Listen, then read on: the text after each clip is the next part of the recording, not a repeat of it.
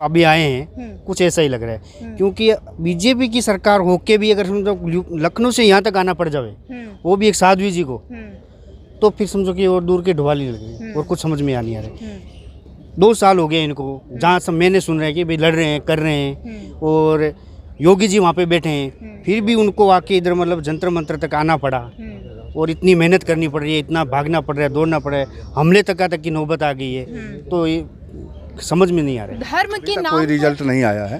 कप्तान से भी मुलाकात की, जिलाधिकारी से भी मुलाकात किया इन्होंने, कई मंत्रियों से भी इन्होंने मुलाकात की, प्रेस कॉन्फ्रेंस भी किया इन्होंने लखनऊ में। आज इनकी प्रेस कॉन्फ्रेंस जंतर मंतर पे हो रही है। अब इसका रिजल्ट देखो क्या आता है। सारी समस्याओं। नमस्कार, आप देख रहे हैं दबंग दिल्ली और मैं हूं प्रिया। आपको बता दूं कि जहां जो बीजेपी है वो एक तरफ कह रही है कि हम हनुमान के भक्त हैं, राम के भक्त हैं, तो वहीं पर जंतर मंतर पर कुछ लोग आए हैं जिनका ये कहना है कि जो बीजेपी के नेता हैं वो लगातार वहां पर नाच गाना करवाते हैं जहां की वो भक्ति बताते हैं, कहते हैं जहां के हम भक्त हैं। इनसे बात करेंगे और जानेंगे कि आखिर क्या है पूरा मुद्दा। क्या है मैम पूरा मुद्दा, जैसे आप लोग यहाँ पर जंतर मंतर पर जिसे लेकर आई हैं? मुद्दा ये है, मैं साध्वी पूजा ठाकुर, मुख्य महंत लाल देवता मंदिर, जिला कासगंज से। जिस मुद्दे को लेके आज हम यहाँ पे सांकेतिक धरने के लिए आए हैं आज, जिस मंदिर पे मैं रह रही थी 3 साल से, उस मंदिर पे वहीं का ही एक स्थानीय नेता है राजू चौहान जी, जिला कासगंज, जिला कासगंज का नेता है राजू चौहान, जिला का उपाध्यक्ष। तो अब अश्लील नाच गाना उसने जो कराना था करा लिया। जब मैंने उसके खिलाफ कार्रवाई करी, क्योंकि सीधी सी बात, अपराध जब होगा तो इंसान किसके पास जाएगा? पुलिस के पास। पुलिस के पास जब मैं गई कार्रवाई कराने के लिए, तो थाने से वापसी में मेरे ऊपर हमला किया गया, जानलेवा हमला था, मेरे अपहरण की कोशिश की जा रही थी। मतलब ये लगा लीजिए कि अगर हम करवा रही है, जो निर्माण हो रहे हैं उस बात को भी नकारा नहीं जा सकता, लेकिन ये भी अभी आपके सामने प्रत्यक्ष है कि मंदिरों में हो क्या रहा है। मैं ये नहीं कह रही हूँ सभी का, लेकिन कुछ जगह ऐसी हैं जहाँ पे बुरी तरीके से धर्म का भी हनन हो रहा है, और शासन प्रशासन की जो वहाँ पे भूमिका है वो एक शासन प्रशासन की भूमिका नहीं है, वो एक अपराधी की भूमिका है। क्योंकि कोई भी बड़ा अपराधी एकदम से अपराधी नहीं बन जाता बहुत बड़ा, वो स्टार्टिंग से शुरुआत उसकी छोटी इकाई से होती है, जो वहाँ पे भी बढ़ावा दे रही है। बिल्कुल दे रही है, बिल्कुल दे रही है। जब आप ये बताओ, जिस प्रशासन की आप बात करो, जिस सुशासन की आप बात करो, उसी सुशासन के अंदर आपका ही बीजेपी का नेता वेश्याओं का नाच करा रहा है बजरंगबली के मंदिर के अंदर। और ये नहीं है कि कोई 5-4 साल 10 साल पुराना मंदिर है, लगभग 700 साल पुराना मंदिर है। लाल देवता मंदिर नाम है उस जगह का, और उस मंदिर के अंदर बजरंगबली के सामने, कहते हैं बजरंगबली के सामने महिलाओं की कहते हैं परछाई भी नहीं पड़नी चाहिए, उस बजरंगबली के सामने वेश्याओं का नाच कराना। वीडियो रिकॉर्डिंग है मेरे पास। ऐसा नहीं है कि कई बार क्या होता है, इंसान अपने स्वार्थ हित में कुछ ना कुछ गलत भी बोल देता है, लेकिन जिस चीज़ की रिकॉर्डिंग है, जिसके प्रूफ है मेरे पास, उसमें और क्या साबित करने को रह गया? अभी यदि मैं आपको 10 लेटर दिखाऊं, फाइलें हैं मेरे पास, 10 लेटर दिखाऊं तो आप 10 के 10 में देखेंगे तारीखें बदली हुई हैं, आख्या संख्या बदली हुई है, सीएम पोर्टल की, महिला आयोग की, पीएम हाउस की, अलग अलग की आख्या संख्या बदली हुई, तारीखें बदली हुई, लेकिन जो उत्तर है पुलिस का वो सेम है, वही कॉपी पेस्ट है। कभी विवेचना समाप्त कर दी गई है, इसमें और कुछ छानबीन करने को नहीं रह गया है। मैं केवल यही पूछना चाहती हूँ कि आप किस बिहाफ पे ऐसे ऐसे उत्तर लिख के दे रहे हो? इंसान कहाँ जाए और किस किस के पास? एक कोई उत्तर प्रदेश की सरकार जो है वो कह रही है कि जो गलती करेगा उसको बख्शा नहीं जाएगा। फिर क्या है कि जब मामला पुलिस तक भी पहुँच गया, उसके बाद भी चीज़ें जो है अभी लगातार वहीं रुकी हुई हैं।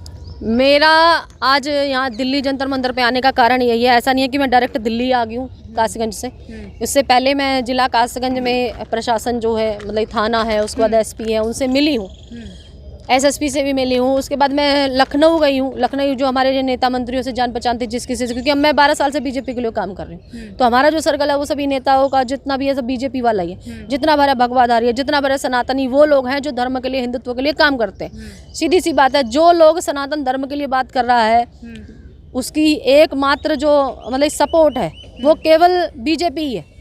लेकिन मैं उन लोगों से हाथ जोड़ के निवेदन ये करती हूँ कि अंधा विश्वास मत करिए किसी के ऊपर भी। हम अंधभक्त जो कहते रहते हैं ना, ये अभी ये सभी अदर पार्टियां कहते रहती तुम अंधभक्त हो, अंधभक्त हो। आज मुझे विश्वास हो रहा है कि हाँ, हम अंधभक्त ही हैं, क्योंकि हम देख ही नहीं रहे कि सामने हो क्या रहा है। अभी मेरे ऊपर बीती है तो मुझे पता लग रहा है। जिस बजरंगबली के नाम पे आप इलेक्शन लड़ रहे हो, कर्नाटक में क्यों हार गए? इसीलिए तो हार गए। आप झूठ बोल रहे हो। अभी आप बीजेपी में ही हैं। मैं प्रोफेशनली उसकी मतलब पदाधिकारी नहीं हूँ, लेकिन हम सपोर्ट बीजेपी को करते हैं। अभी आप ही बोल रहे थे मेरे ख्याल से, आप करते ना, आप तो खुद ही बीजेपी वाली हो, मिस भगवा, मिस बीजेपी वाले। क्योंकि हमारी एक पहचान है कि यदि हम धर्म को सपोर्ट करते हैं, यदि हम तिलक लगाए हो तो हम बीजेपी वाले हैं, यदि हम भगवा परना पहने तो हम बीजेपी वाले हैं, यदि हम भगवा धारण किए तो हम बीजेपी वाले हैं, यदि हम बाबा हैं तो बीजेपी वाले हैं, यदि हम जय श्री राम बोलते हैं तो बीजेपी वाले हैं, हर हर महादेव बोल रहे तो बीजेपी वाले। बात सारी सिर्फ ये धर्म की यदि आप बात करें तो बीजेपी वाले हो। लेकिन आज दो बातें निकल के सामने आई हैं, दो तरह के हिंदू हैं, एक असली हिंदू, एक नकली हिंदू। असली हिंदू कौन से हैं? जो बीजेपी में हैं, और जो यदि बीजेपी से बाहर है, बीजेपी का विरोध करो तो नकली हिंदू है। आज से मेरा नाम मतलब ये नकली हिंदुओं में शामिल होगा, क्योंकि अब यही होना है मेरे साथ। मुझे एंटी बीजेपी साबित करने की कोशिश करी जाएगी और वही वाली बात है, वो बातें करी जाएंगी जिनका कोई लॉजिक ही नहीं है। हिंदू जो है वो दो तरीके के हैं, एक असली हिंदू, एक नकली हिंदू। आप अपनी अपनी विचारधारा है, सही कह रहे हैं बहन जी।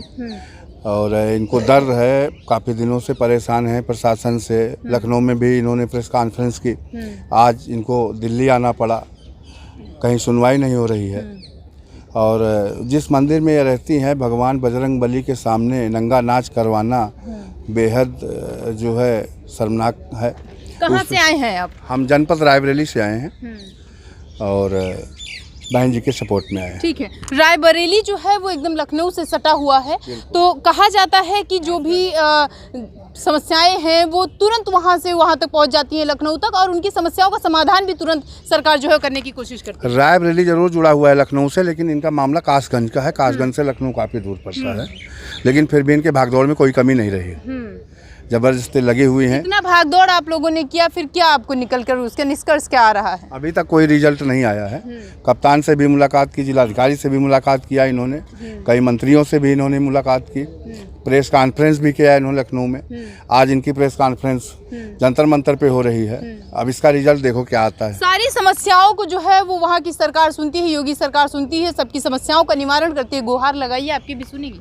यही तो दर्द का विषय है कि इनकी आवाज़ क्यों नहीं जा रही है, इनकी बात ऊपर तक क्यों नहीं जा रही है, कहाँ से दबाई? पहुँचाने की जरूरत ही नहीं ना, आप उनके जनता दरबार में जाइए। जनता दरबार में गई हैं, वहाँ भी उनके अधिकारियों को एप्लीकेशन दिया गया है, लेकिन अभी तक कोई संतोषजनक जवाब कहीं से नहीं मिला है, ना तो कोई कार्रवाई उन लोगों के खिलाफ हुई है। जनता दरबार में तो जो है वो योगी जी खुद सुनते हैं ना, समस्याओं को खुद सुनते हैं वहाँ पर अधिकारियों से। नहीं, जिस दिन इनका जनता दरबार में जिस दिन ये गई उस दिन योगी जी से मुलाकात नहीं हो पाई थी इनकी, लेकिन उनके अधिकारियों ने इनका प्रार्थना पत्र लिया है। अब उस प्रार्थना पत्र में क्या कार्रवाई है, क्यों नहीं अभी तक कोई कार्रवाई उन लोगों के खिलाफ हुई है, अब पता नहीं है। सरकार कहती कुछ और है, दिखती कुछ और है, सुनाई कुछ और देती है। उत्तर प्रदेश की सरकार क्या ऐसी है?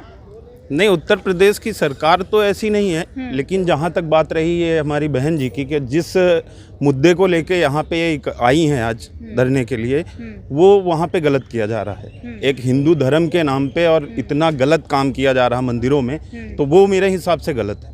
और इसके लिए सरकार को भी इसके लिए एक्शन लेना चाहिए और इनके साथ इंसाफ होना चाहिए। लोग को, अपने ही लोगों को क्या वो यहाँ उत्तर प्रदेश की सरकार बचाती आई है या बचा रही है अभी? नहीं, ऐसा तो हमने कभी नहीं देखा है। सरकार जो भी काम कर रही है वो सबके हित में कर रही है, लेकिन कुछ चीज़ें जो हो रही हैं वो गलत हो रही हैं, जैसे ये मुद्दा आपके सामने है, ये गलत है जी। आगे क्या आपको लगता है क्या करेंगे आप लोग? अब क्या करेंगे, आखिरी कंडीशन तक तो हम लोग आ ही गए हैं, नहीं तो वही मंदिर में जाके हम लोग धरना प्रदर्शन करेंगे और क्या करेंगे। क्या आगे आप करेंगी? आगे मैं क्या कर सकती हूँ? मतलब कि जब वही वाली बात है, सीधी सी बात है, लड़ने में आ ही गए हैं तो क्या कर सकते हैं, जो विपक्ष करता है वही करेंगे। अब लड़ना पड़ेगा। यदि धर्म की बात के तौर पर खड़ी हो गई, बिल्कुल खड़े होंगे। साथ तो रह के देख लिया, साथ बैठ के देख लिया। आप कह कुछ और रहे हैं, कर कुछ और रहे हैं और साबित कुछ और कर रहे हैं। मैं अभी आपको 10 फाइलें यदि निकाल के दिखाऊं, आप कैमरे से देखिए क्या कह रहे हैं, क्या सच है और क्या वो दिखा रहे हैं। कह ये रहे हैं कि हिंदू राष्ट्र बनाएंगे, तो वो तो कह रहे हैं उसमें कोई शक ही नहीं है। तो हम कब मना कर रहे हैं? हिंदू राष्ट्र बना के क्या करेंगे? बजरंगबली के सामने वैश्याएं नचाएंगे? आप बताइए। आपको राम राज्य चाहिए लेकिन कौशल्या की तो दुर्गत करनी है आपको। शिवाजी चाहिए लेकिन बिना जीजा माँ के, कैसे पॉसिबल होगा बताइए? प्रश्न है ये।